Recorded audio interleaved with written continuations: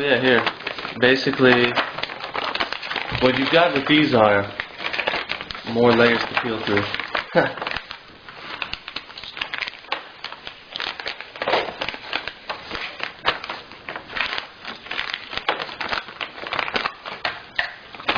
Alright, USB. So what this does, it mounts in the back, so you've got some USB ports in the back. And then same thing with all of these. This is Firewire, and this is VGA, maybe. I'm not sure what this does. I'll look in the manual. So that's that. Moving along.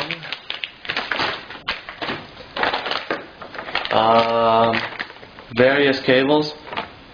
They went from red to black. Normally these would, like, they've got a lot of serial ATAs.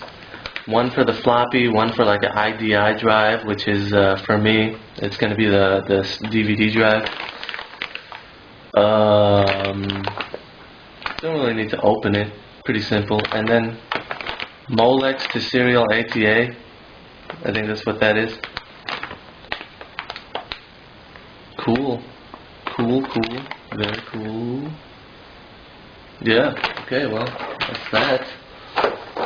I/O shield. If you remember the last video, I popped that one off. Each motherboard comes with its own because they have different configuration. So I hope this one fits in mine, my case. Cooling chipset.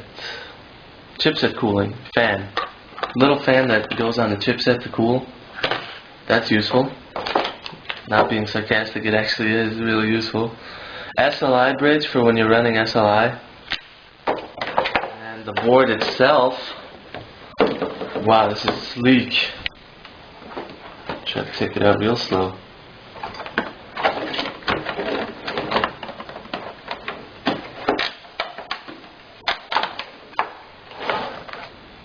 You don't want to damage anything. Here we have the board itself. There's a lot to explain on this board, but in time you'll realize what I'm talking about.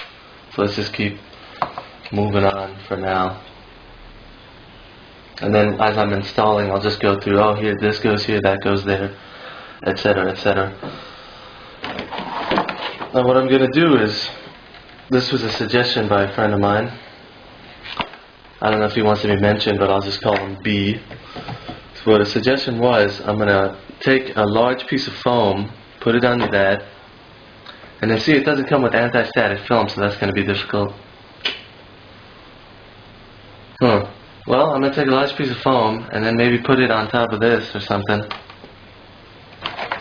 Figure something out like this. I'm going to put it on top of something and then I'm going to install everything and run it. That's that, yeah. So there's everything for you. Now begins the install. Alright, I guess I should apologize to some people that were expecting to see certain things. I kind of, first time, you know, first time is kind of edgy. So adding in the fact of trying to film and build was kind of like getting on my nerves, and it was taking a long time already.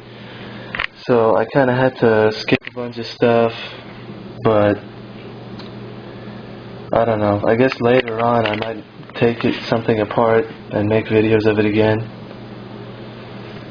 Yeah, so I do apologize about that part, but I guess the one thing that I could offer is that one person wanted to see what the first boot looks like.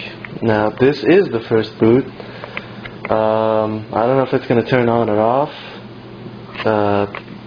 You know, once I press that power button, it's all up in the air. So, you know, well, the only thing that's good is that blue light is on. I think that means that it's getting power, so it's getting power. That's, you know, that's one thing that eases my mind a little bit, but here we go. Fingers crossed.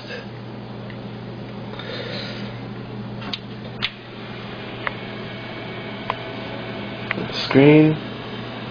Should be getting a signal soon. Watch the post. It'll go through a series of numbers and then it'll actually bring up the BIOS. Now I didn't put in the floppy disk because it was just a huge hassle with this case. I think there's a CD-ROM installation for the BIOS updates and stuff. So I'm just going to use that. I mean, plenty of people say it works, so you know, it's probably going to be fine. Now you press delete and then it takes you to the settings here. You've got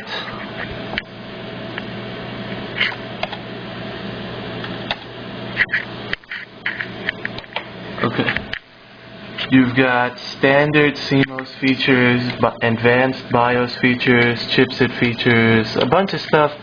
Most of it is really not that big of a deal. Now what I'm going to do is, because I just turned this on, I'm going to go to System Monitor and just see what's going on, basically. You see I guess you can't, yeah, you could, if I could see it through the camera, but I don't know if the quality degrades later on. I'm just going to read them. Basically what you've got here is the CPU, the board, and the MCP, which I'm not sure what that stands for. I'll look it up later. It'll tell you the temperatures, which they don't look too bad. Even that 41 is alright, and if it's like MPC, if the MPC is something that should run at 41, then it's fine. 41 would even be good for a CPU. I wouldn't really recommend it, but it would work, really. If I had went with the stock Intel cooler, that's probably what I'd be at, 40, what is this? Celsius. Kind of flipping out. I'm pretty happy it's working. Voltages for the CPU core. The memory's been underclocked. This is something that the EVGA 680i does, which you could go in and change if you want. But don't go too high, because there has been some sort of long-term memory failures with going too high with the voltages. So I'm just going to keep it pretty low, maybe like 1.9, 2.0, 2.1, something in that range. And then also the timings are also going to be off, so I got to go in the timings and check that out. But there you go, the fan speed, all sorts of stuff. Now the case doesn't come with the 3-pin connectors for the fans.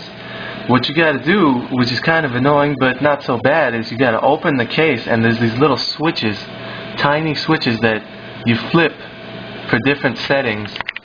And you can, I don't know if dynamic fan control is going to do anything, but let me press enter and enable that. See, all you've got is the chassis fan, which I'm pretty sure they're not really going to be changed.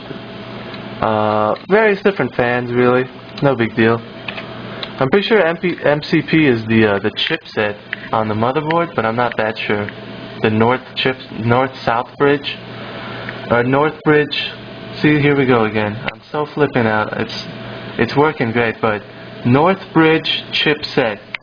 That might be what it is, which is kind of high, but it's all right. I guess I'll have to see how it does under load, because this is just idle. It's not doing anything.